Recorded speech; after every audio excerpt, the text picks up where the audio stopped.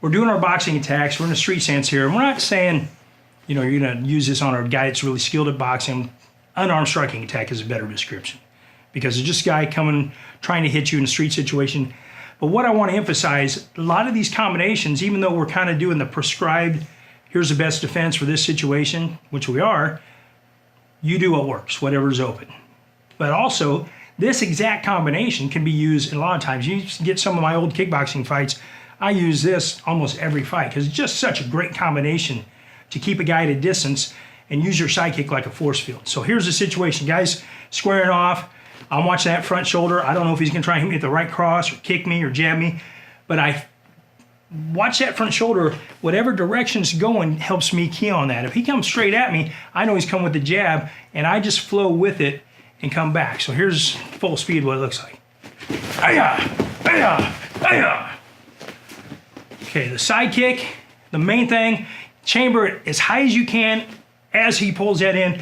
And go ahead and pose your jab here, Brian. If he's aiming here to punch me, the good thing about when I fold my knee up, I'm out of range. And what do you do when you're out of range? I leave a little bit open on purpose because natural tendency is he thinks, oh, I'm gonna hit him, I'm gonna hit him. He keeps stretching. The farther he stretch, those ribs come up like an accordion and I just wanna place on him, bam. So I'm gonna hit him with that side kick in the ribs. Even though he's a lot bigger than me, stronger, tougher, meaner, prettier, whatever, he eats my side kick with his ribs because I've got the reach.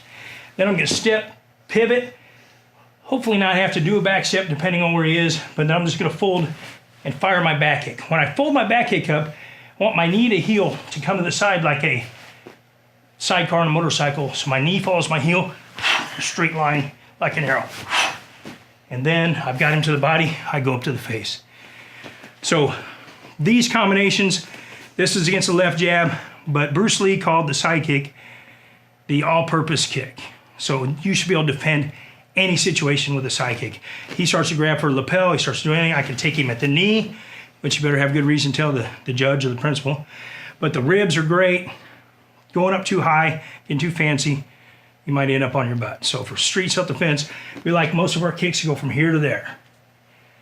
And the side kick, like I said, is number one. Okay, so pantomime, you practice it, you learn it, and when you're teaching, this is for instructors too, always show it fast. Tell the story, get people mentally, you want to mentally tell yourself, I'm in this situation, kid says he's going to beat my face in, I'm watching his shoulder, I don't know if they're going to make a first move or not. What you got to do is slow down your breathing, look at the shoulder, and you tell yourself, if all else fails, I'm going to throw my side kick as soon as this guy moves. Because that'll help you almost every time. And then I follow up. So pantomime with your partner, you just want to go slow, make contact with control. If you can, pose it.